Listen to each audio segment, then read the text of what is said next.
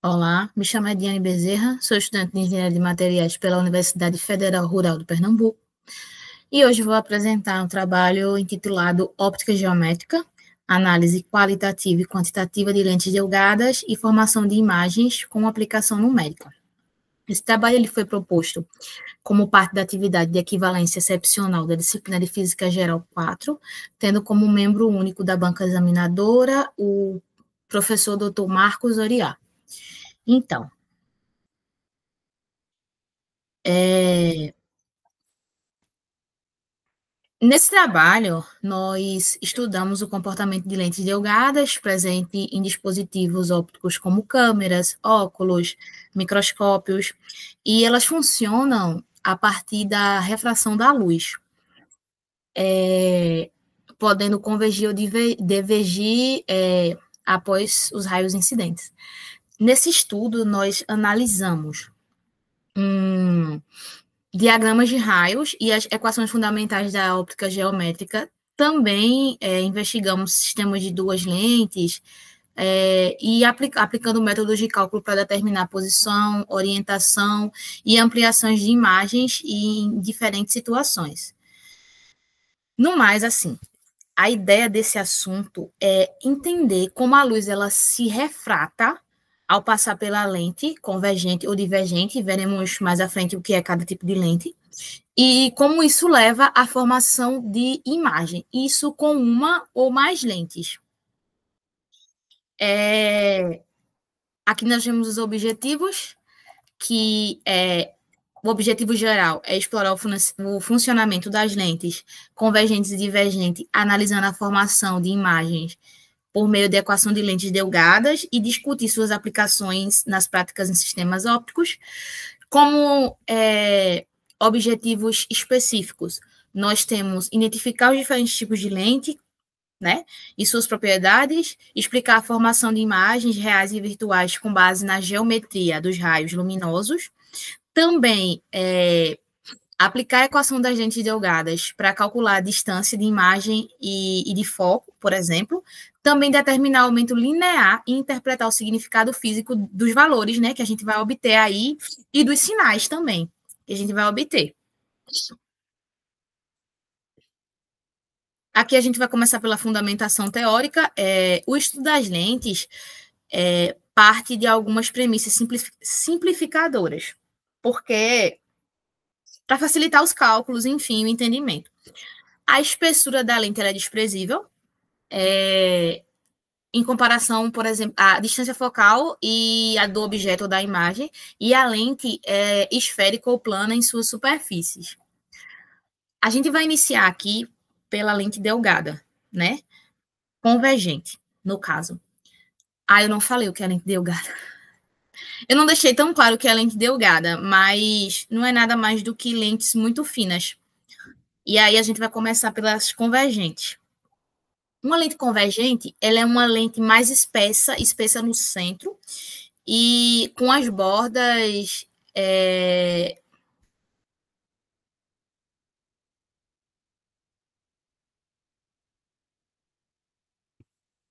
mais finas. Eu posso falar assim, tipo, uma lente convergente é uma lente mais espessa no centro e de borda e que tem as bordas mais finas, de modo que faz com que os raios eles se aproximem, fazendo eles convergir.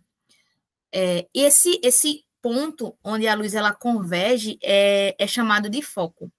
Nesse diagrama, né, do slide, nós podemos observar como uma lente convergente ela direciona os raios paralelos ao eixo principal, esse eixo chamado eixo aí principal, e vemos que os raios eles chegam paralelos, eles atravessam a lente, né, aí, e eles convergem para o F2, para o foco 2. E esse foco localizado, né, no lado oposto. Isso ilustra a principal característica desse tipo de lente, ou seja, eles que faz os raios se aproximarem. Já na figura direita,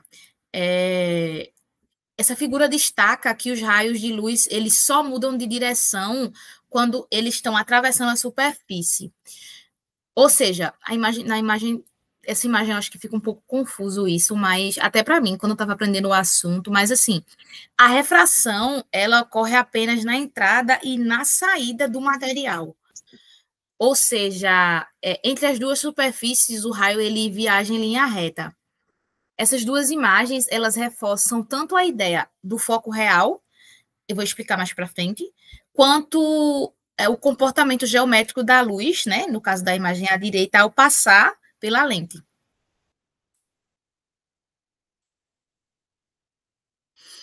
Aqui a gente tem uma lente divergente, que é uma lente que é mais fina no centro e ela é mais espessa nas bordas. Acho que isso fica um pouco claro aí também no esquema, assim, do desenho. Desculpa a coceira no nariz, é porque eu tô com uma alergiazinha, mas vai dar certo. Então, os raios de luz, eles se espalham, né, ao atravessar esse tipo de lente. E o foco, nesse caso, é virtual. Diferentemente das convergentes, as lentes divergentes, elas sempre formam imagens virtuais. Vai fazer mais sentido mais para frente na aula, mas as imagens são direitas e menores do que o objeto, nesse tipo de lente aí. Esse diagrama aí, a gente consegue observar o comportamento dos raios ao atravessar a lente divergente.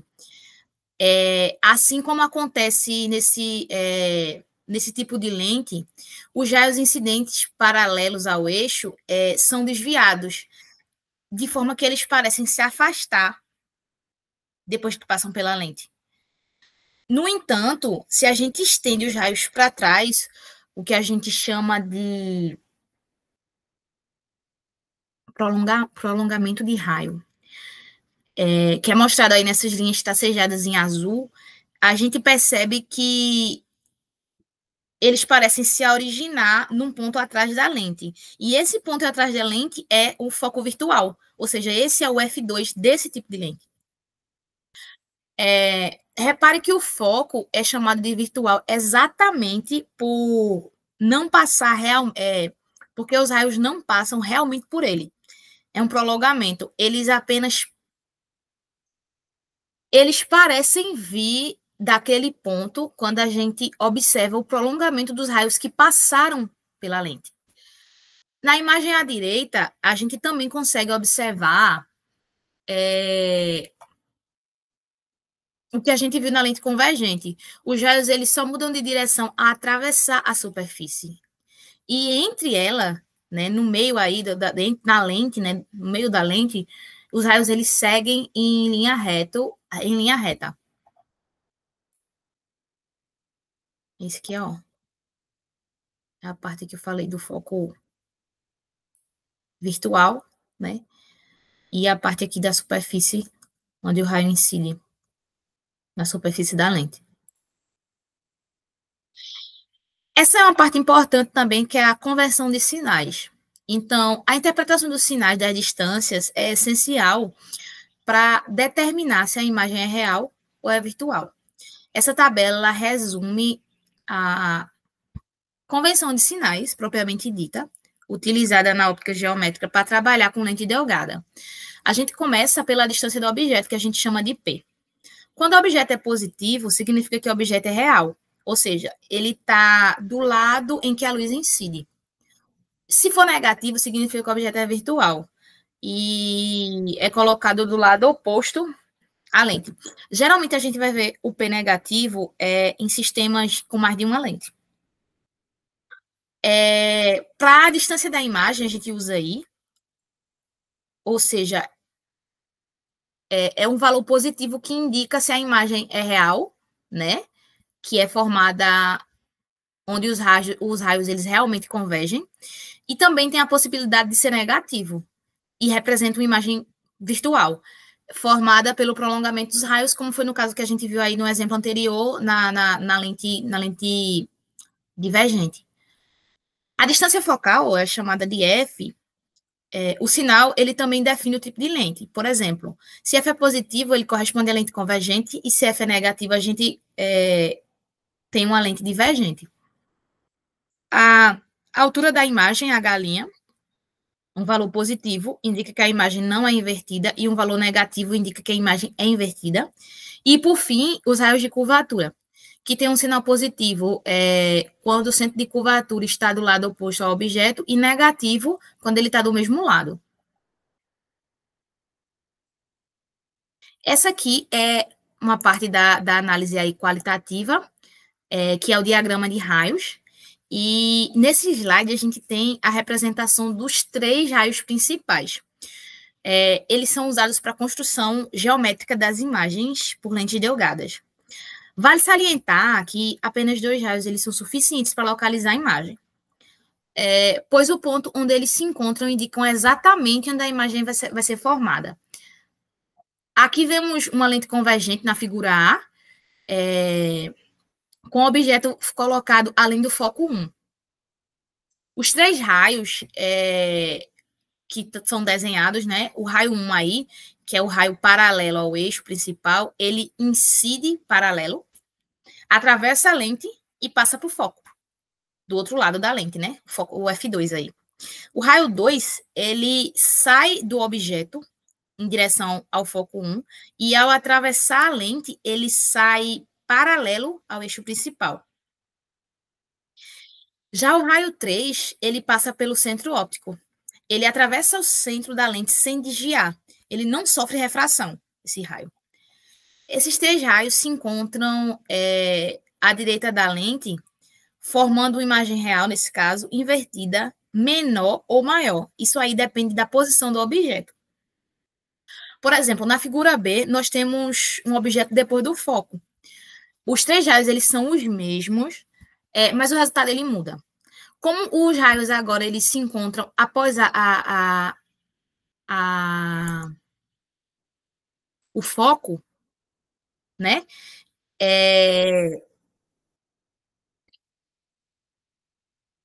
Isso faz com que os raios eles não se encontrem do outro lado da lente. A gente precisa fazer um prolongamento para trás, para que essa imagem ela seja formada. E esse cruzamento, por causa dessa posição do objeto após o foco, faz com que essa imagem ela seja uma imagem virtual. E aí, nesse caso, fica claro que é uma imagem virtual direita e ampliada, né? Se comparada ao objeto aqui que é menor. E a imagem aqui, ó, maior. Na imagem C, a gente já tem uma lente divergente, que funciona, como a gente viu antes, diferente, né? Os raios, eles se comportam diferente por causa da geometria do tipo da lente e de como os raios, eles são projetados após passar pela lente. Então, são os mesmos raios, mas eles não se cruzam. Por isso, o prolongamento para trás. O encontro dos prolongamentos forma uma imagem virtual direita e menor.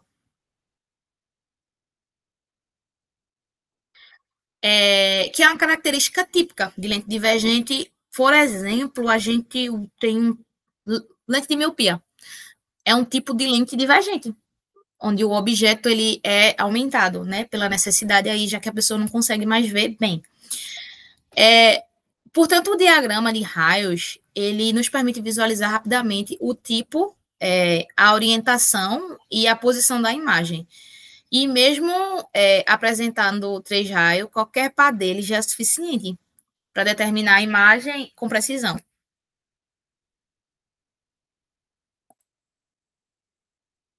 Aqui a gente tem, rapidamente, um caso de imagem real e virtual. Isso para a lente convergente, porque a lente convergente ela consegue nos dar os 2 tipos de imagem, né? A real e a virtual. E nesse caso aqui, a gente tem a formação de imagem da lente divergente, que no caso é só a virtual. Na lente divergente, a gente só consegue ter a formação de imagem virtual.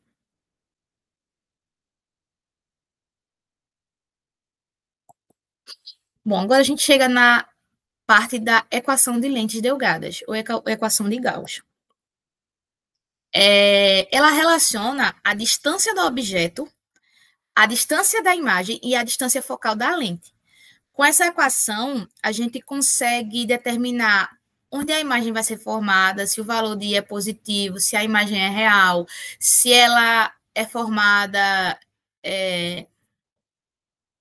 antes da lente, depois da lente, e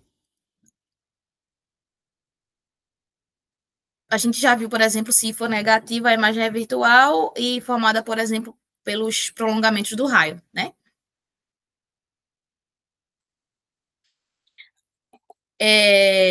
Também tem a parte do aumento lateral, que é uma equação que relaciona a altura da imagem e a altura do objeto e também indica a orientação.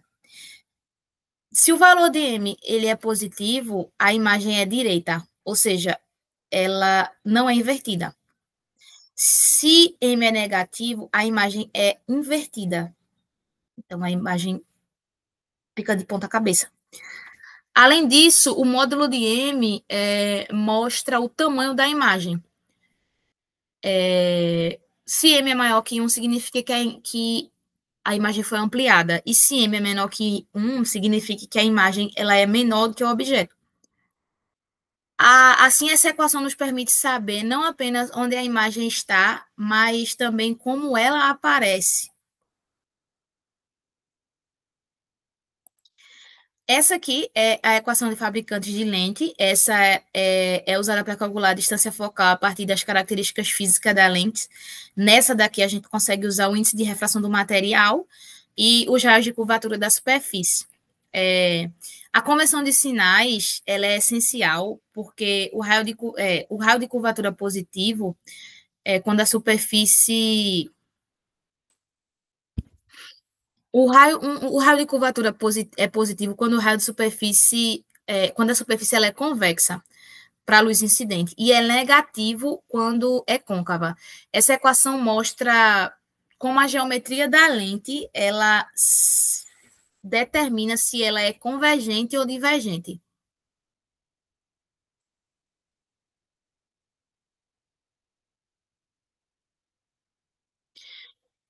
Aqui nós vemos o sistema de duas lentes, mas o método de resolução, desculpa, o sistema com duas lentes ou mais lentes, ele não muda. Quando você aprende a trabalhar com uma lente só e passa a trabalhar com duas ou com três, é só não se perder, principalmente na questão de sinal. Mas segue o mesmo padrão para resolução. Então, a gente usa, nesse caso, o método por partes. Primeiro, a gente vai analisar a lente mais próxima do objeto para formar a primeira imagem. Depois, essa imagem ela vai funcionar como objeto da segunda lente, e assim sucessivamente, caso existam mais lentes. Se eu tiver uma terceira lente, então, I1 vai ser o objeto da lente 2, e aí, essa lente 2, eu vou achar um I2, que vai passar a ser o objeto de I3, e assim para quantas lentes você tiver. Com atenção, bastante atenção na questão de sinal, do tipo de lente, porque ao mudar o tipo de lente, você vai mudar os sinais, vai mudar o sinal do foco, e aí, se você não prestar atenção no tipo de lente, você vai errar a questão todinha. E esse procedimento, né, no final, vai permitir determinar a posição, a orientação, o tamanho da imagem. Por isso que é tão importante não errar os sinais, porque aí você pode ter uma imagem que é real e no final você, por errar sinal, a imagem fica com um sinal negativo, você diz que a imagem é virtual e já perdeu a questão toda.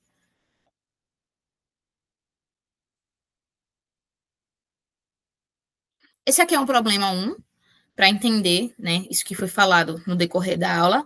Esse problema é muito simples, é realmente só para aplicar diretamente o que a gente viu até agora das equações, do que é cada coisa. Então, nós temos um objeto real de 2 centímetros de altura, posicionado a 15 centímetros de uma lente convergente, cuja distância focal é 10 centímetros, positivo, né? Esses são os dados iniciais. Aí, a altura do objeto é positiva porque ele está acima do eixo, né? E a distância do objeto também é positiva por se tratar de um objeto real. A distância focal é positiva, né? E porque a lente é convergente, e a partir disso, nós começamos encontrando a posição da imagem, usando a equação das lentes. A gente substitui aí os valores na fórmula E o cálculo aí é bem simples, né? E aí a gente faz também nessa parte aqui a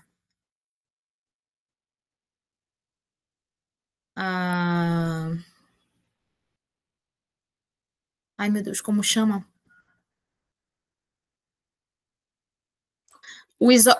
A gente isola aí para chegar ao valor, né? A gente isola aí, inverte aí e isola aí, a gente acha 30 centímetros. Aí a gente analisa que I deu positivo. E aí isso significa que a imagem é real. E ela se forma a 30 centímetros da lente. É isso que esse 30 significa. Ela é real e a imagem ela está 30 centímetros da lente. E ela está do lado oposto, né, ao objeto. E aí depois a questão pede para calcular o aumento lateral, que é dado por menos I sobre P. A gente substitui os valores e a gente tem aí o menos 30 dividido por 15, que dá 2. O sinal é negativo. E aí o que significa? Que a imagem é invertida. E o módulo é igual a 2, o que mostra que a imagem ela é ampliada. Porque é maior que 1, a imagem ampliou. Ela é maior do que o objeto lá do início, né? Por fim, a gente calcula a altura, que é o que é solicitado da imagem, e multiplicando o aumento pela altura do objeto. Então, menos 2 é multiplicado por 2, né? Que vai dar menos 4. O sinal é negativo e confirma que a imagem é invertida. E o valor absoluto indica que ela tem 4 centímetros de altura. Então, a imagem tem 4 centímetros de altura. Então, resumindo, o que essa questão nos diz aí de forma direta. A imagem é formada é real, ela é invertida, ela é ampliada em 2 vezes e ela aparece a 30 centímetros da lente.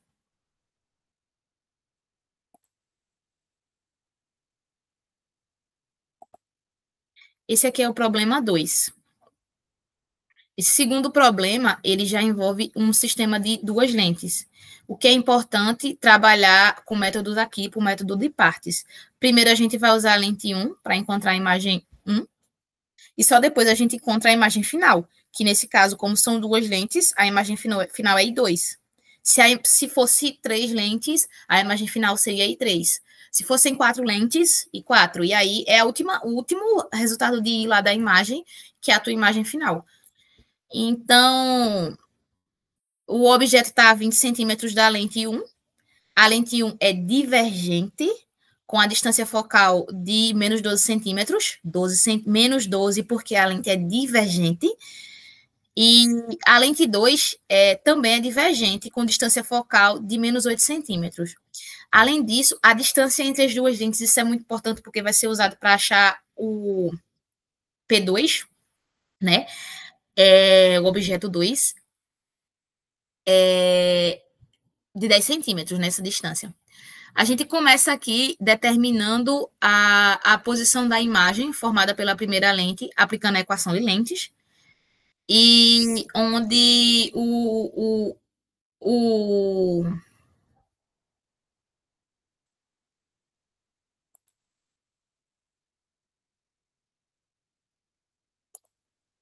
travou aqui, onde o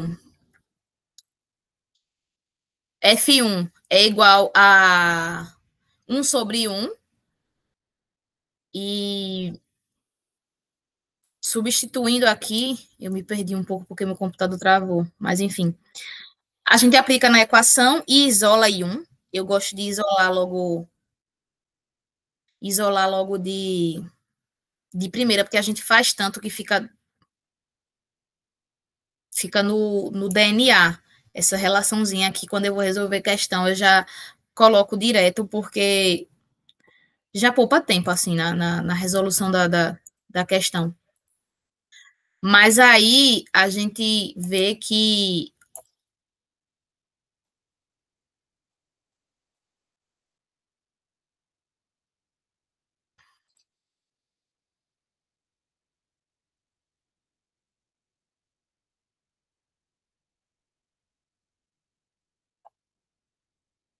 agora foi. Meu slide aqui tá bugado. Que 1 é igual a 7,5. A gente aplica, né, na equação e a gente percebe que a imagem é negativa, né? E aí a gente não achou I1, não matou, não terminou a questão, porque a imagem, como são duas lentes, a imagem final, ela não é essa ainda. E aí, para a gente achar I2, a gente precisa de P2. É o que mostra no... Eu não estou conseguindo passar o próximo slide, eu não sei o que está acontecendo aqui, mas eu não for parar a gravação, a gente vai dar certo. O slide travou na apresentação online. Aí, passou. Pronto. Quando a gente aplica os dados que a gente tem na questão aqui, para achar a posição da imagem 1, que é dado, que é o tipo, o sinal do foco, a distância do objeto, a distância da lente a gente não vai usar agora, vai usar no próximo passo, a gente chega na imagem 1, que é de menos 7,5 centímetros. Então, isso é a distância da imagem 1 da lente 1, né? E aí a gente pega esse valor e acha P2, que aí é a distância do objeto 2, né? Que é a distância entre as lentes menos I1. Aí a gente acha o objeto 2, que é dado por essa equação aqui, ó. Então, a gente tem que P2, né? O novo objeto, ele está a essa distância aqui do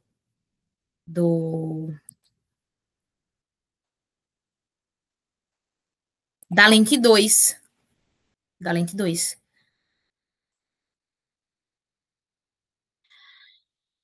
E aí, com isso, a gente aplica novamente na fórmula, é a mesma fórmula, aquele mesmo resuminho que eu tinha passado.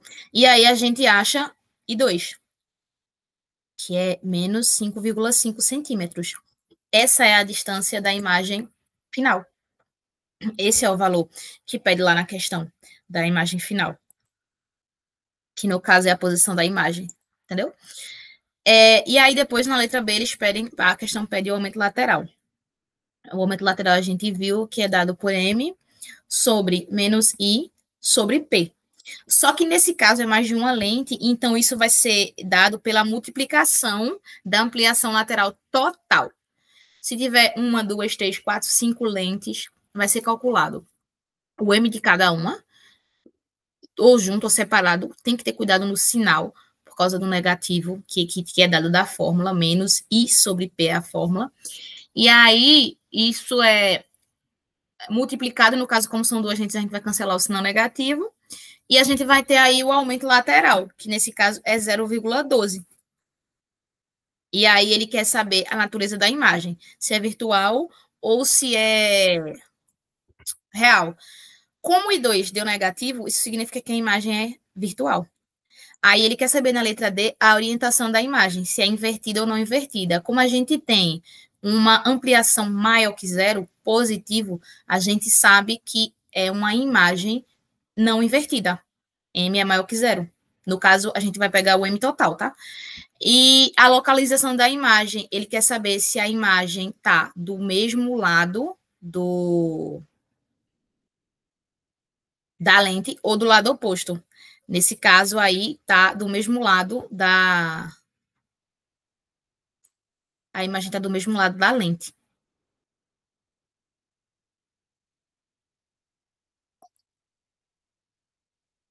Essa aqui é a questão 3, problema 3 e último problema, né, desse trabalho, que nesse problema a gente tem um sistema formado por uma lente convergente seguida de uma lente divergente. Os dados iniciais é que o objeto tem 1,5 centímetro de altura e está a 12 centímetros da lente convergente e a distância focal é de mais 8. E a distância focal da lente divergente é 12 centímetros negativos, porque a lente é divergente. E D, né, a distância entre as duas lentes é 25 centímetros. A gente começa aí aplicando novamente a fórmula de lentes, e a partir dela a gente encontra a posição da imagem, que nesse caso aí é 24 centímetros positivo.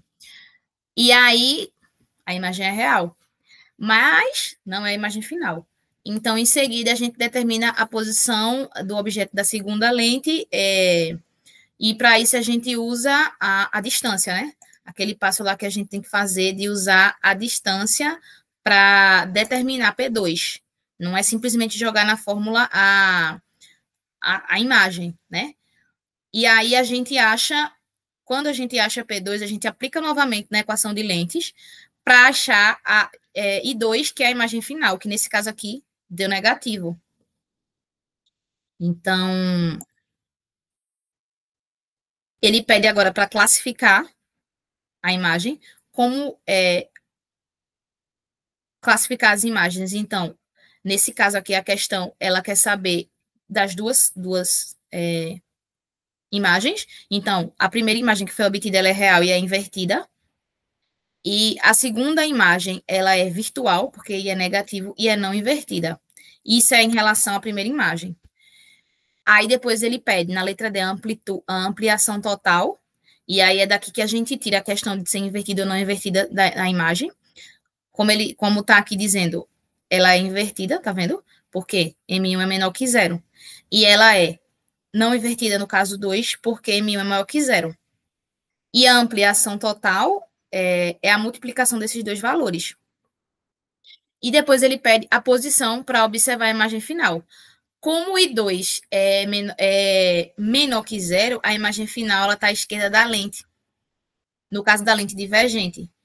E aí a gente tem que a imagem real, final, ela é invertida em relação ao objeto original, ou seja, em relação a I1. Se a gente tivesse duas setas nessa situação, a setinha I1 estaria para cima e a setinha para I2 estaria para baixo. E seria menor, porque a gente vê aqui que M2 é. E seria maior, perdão. Meu computador está travando muito, está me atrapalhando horrores na apresentação. E seria. Meu Deus. E seria menor por causa do valor da ampliação total, que é menor que 1.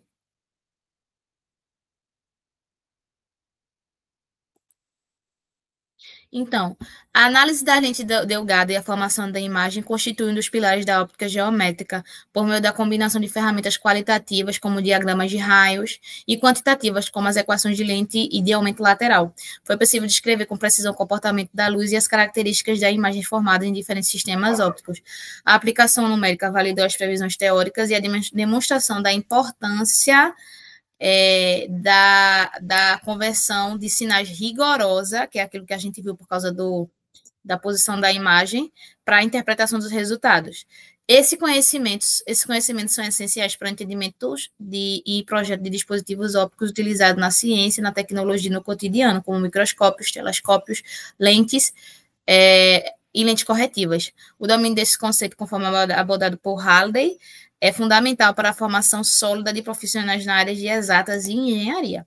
Eu acabei usando o Tipper também para pegar outro tipo de exercício, que foi esse último aí. Eu adaptei um pouco, mas eu usei minha fundamentação toda para o relatório e para o vídeo foi o Halliday.